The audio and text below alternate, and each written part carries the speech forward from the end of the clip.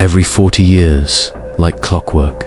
The atmosphere in our small town of exactly 1,000 people shifts in a way that's hard to describe. It starts subtly, with glances exchanged more frequently, conversations that trail off when someone walks by, and an overwhelming silence that grows heavier with each passing day. At the heart of this shift lies a ritual and event known only to us, never discussed with outsiders, and never written down. We call it simply the choosing. It takes place on a specific night, marked not by the calendar, but by something older, something ancient. The town elders always seem to know when it's time. No one questions them, and no one dares to challenge what must be done. The choosing is carried out in complete secrecy, but everyone in town knows when it's happening. There's no announcement, no invitation, yet somehow every adult finds themselves standing beneath the old willow tree in the town square, just as midnight strikes. The children are never present. It's the only time in their lives they are strictly forbidden to leave their beds. The moonlight always seems brighter on that night, casting a silver hue over everything, as if even nature is aware of the grim purpose of our gathering. The ritual is not dramatic, not by any means. There are no chants or bonfires, no ceremonial garb or blood sacrifices under the stars. It's simpler than that. A wooden box is brought out by the mayor, who is always pale and trembling despite years of preparation. The box contains exactly 1,000 folded slips of parchment. 999 of them are blank. One of them bears a name. The name of the one who must die.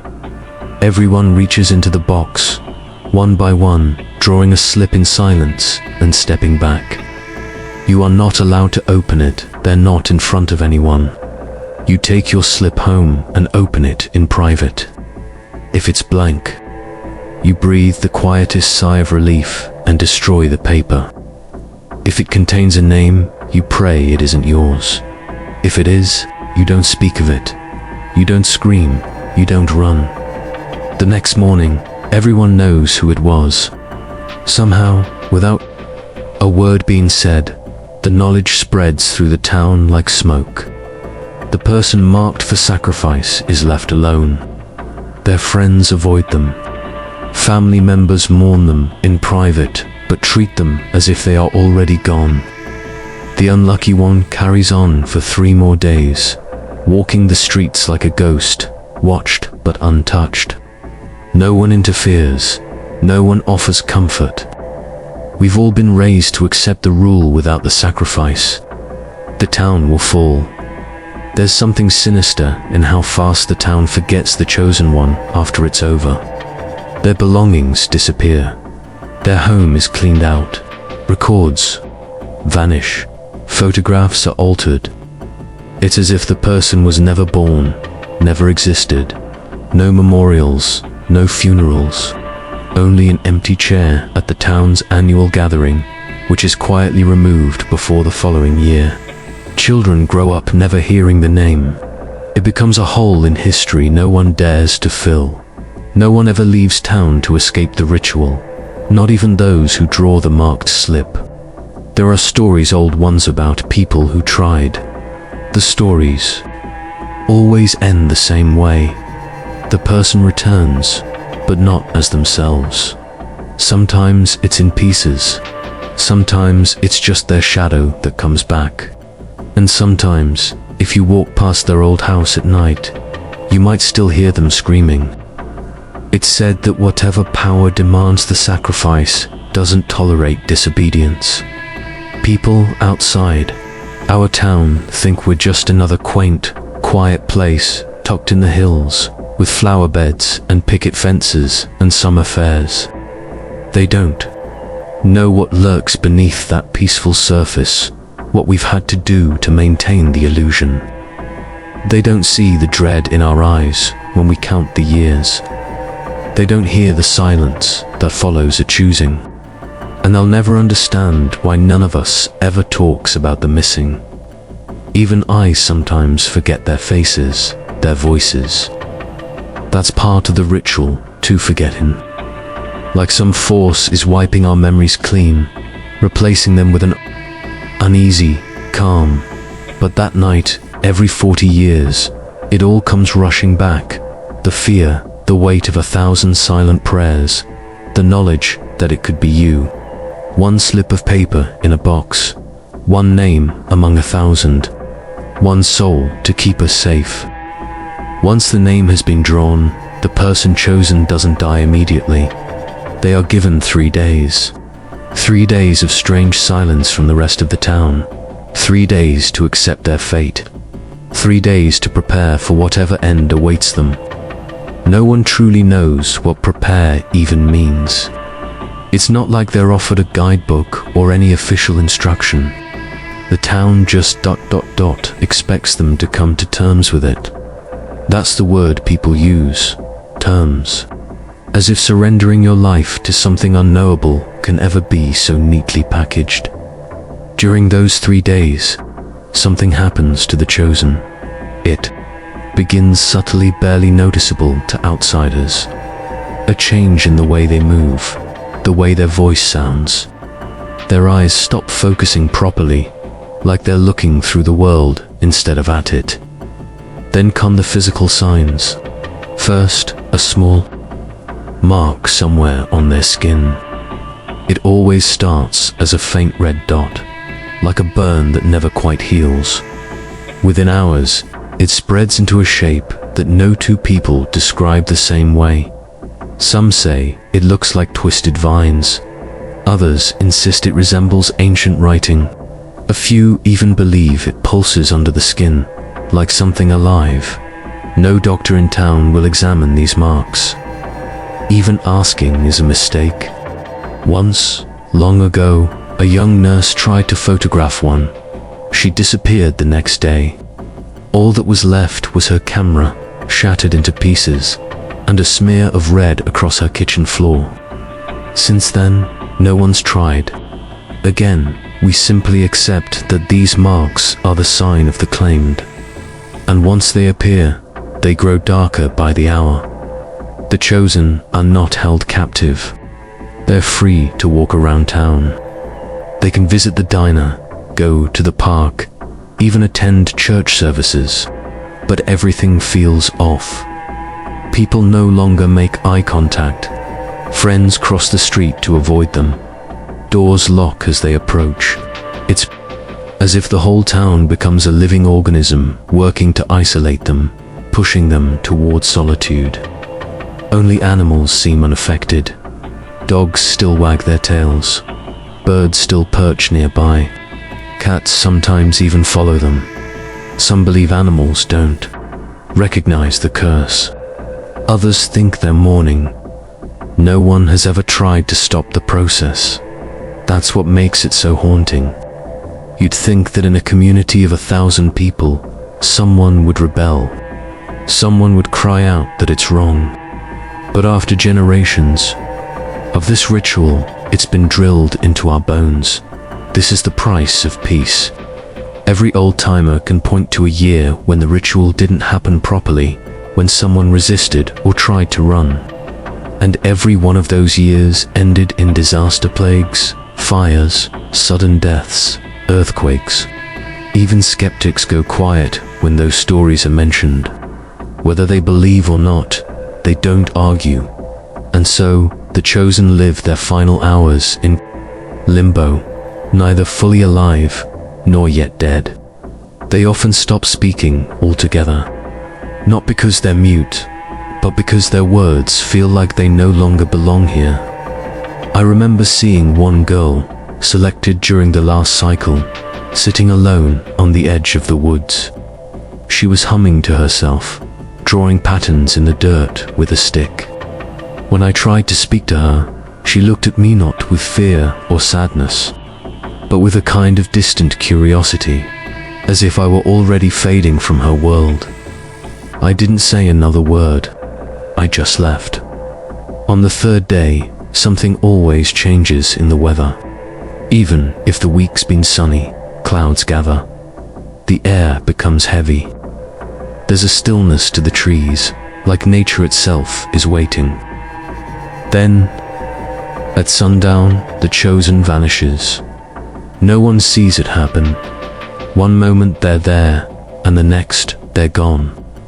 Sometimes the disappearance is marked by strange events. Sudden gust of wind, a loud cracking sound in the sky, the flickering of every light in town.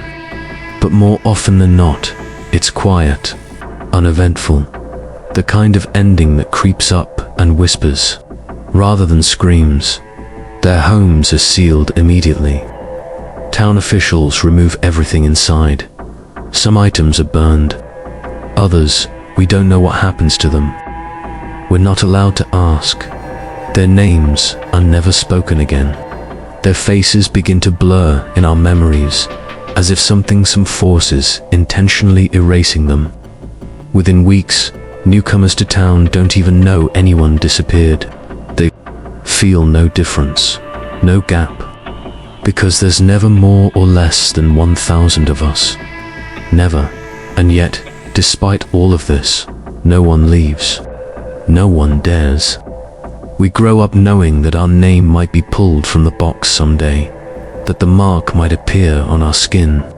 Still, we stay, because something watches this town, something ancient and invisible. And even though we pretend we have a choice, we all know deep down that if you're chosen, there is no escaping what comes next. I used to believe the stories were exaggerated, bedtime tales meant to keep us obedient. The idea that every 40 years, one of us had to die to protect the town felt absurd. Sure, people whispered about the choosing, and there were certain things everyone just seemed to know without being told.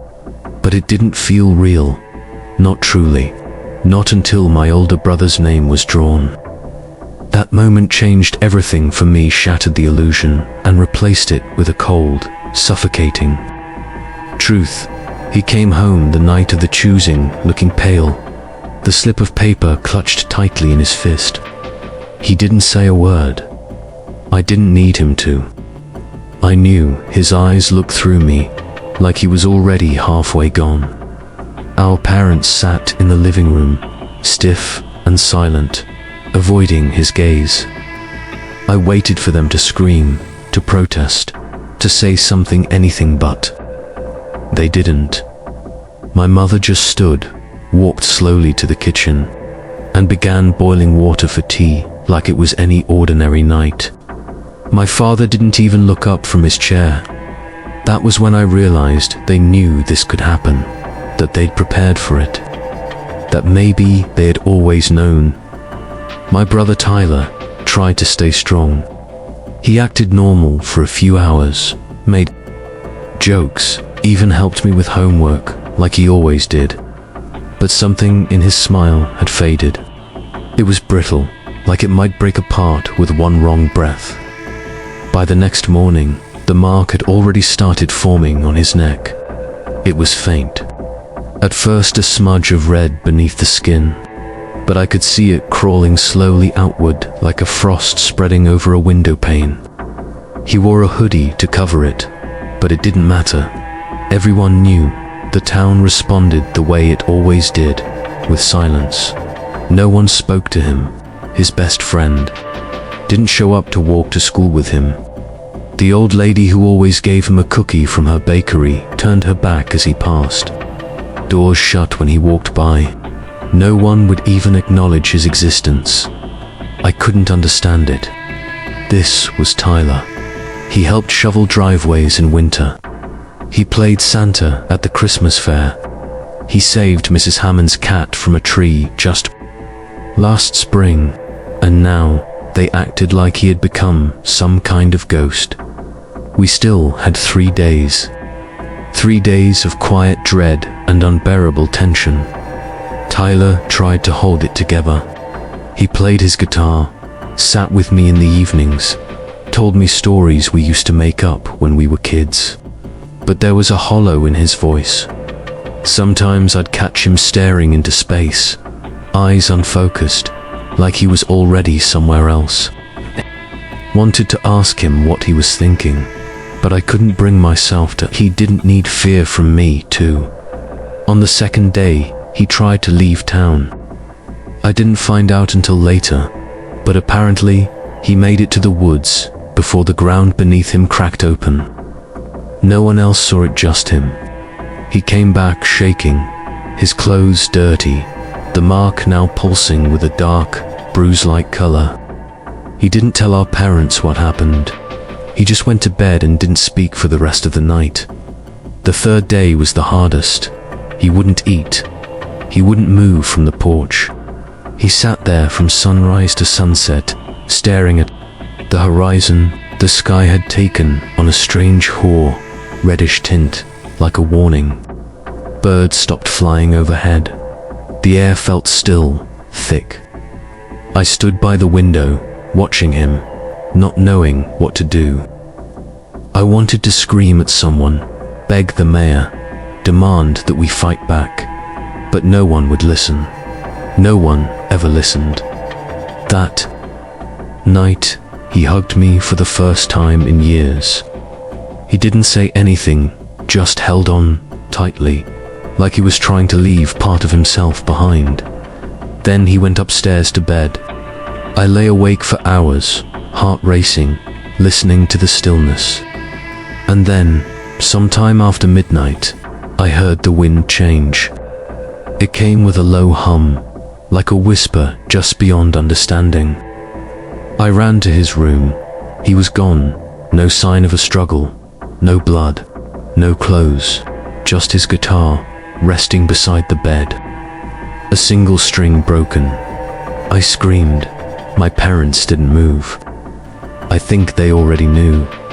The next morning, no one mentioned him. His room was cleaned out before noon. The mark on the porch where he sat was scrubbed clean. I tried to talk about him at school, but the teacher just stared through me, her face completely blank.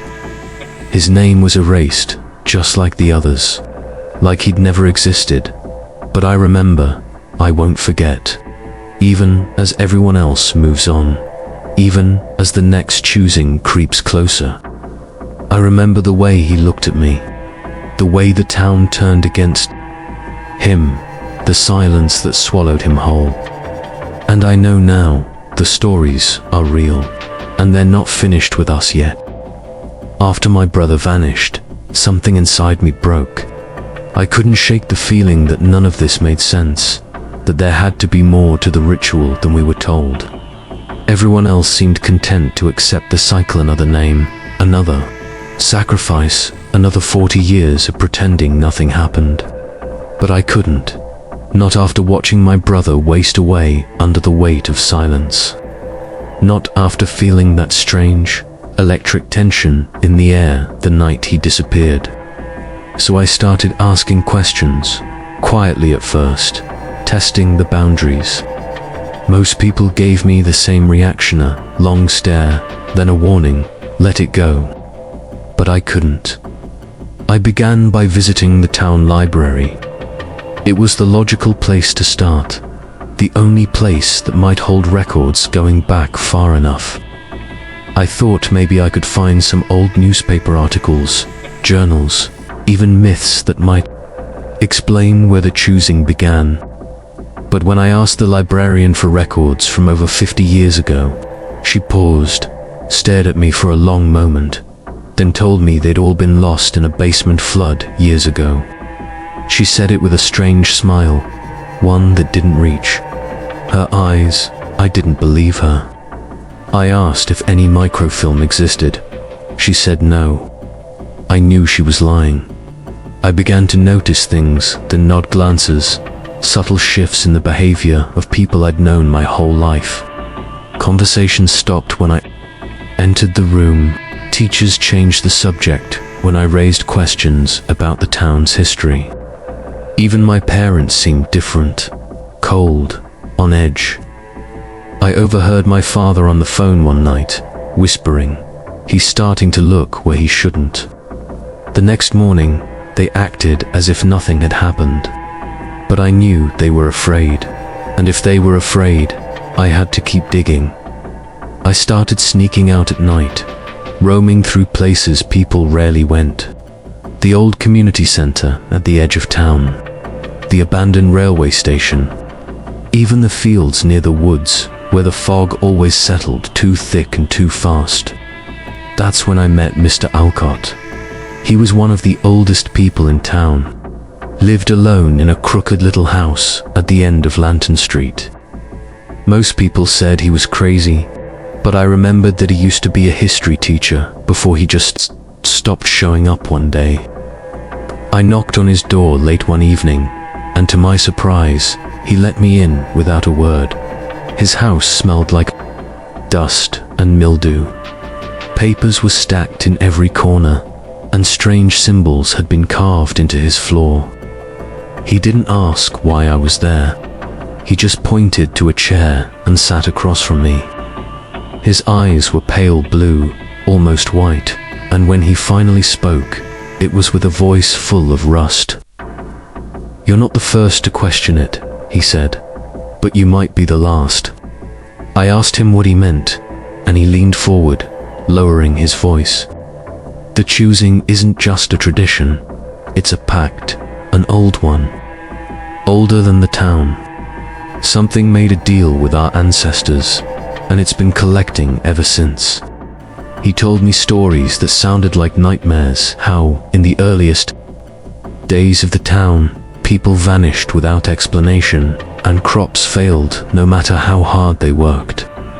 Then, a traveler came through, offering a solution. Give one life every 40 years, and the town would flourish. No famine, no disease. Number, disaster, they agreed.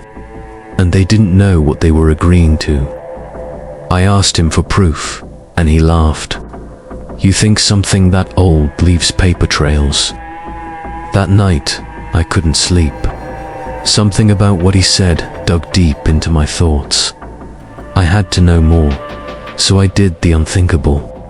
I went to the church, not during a service, not through the front door. I waited until 3 a.m., broke in through a window in the back, and crept through the dark halls with only a flashlight. My heart was pounding the whole time.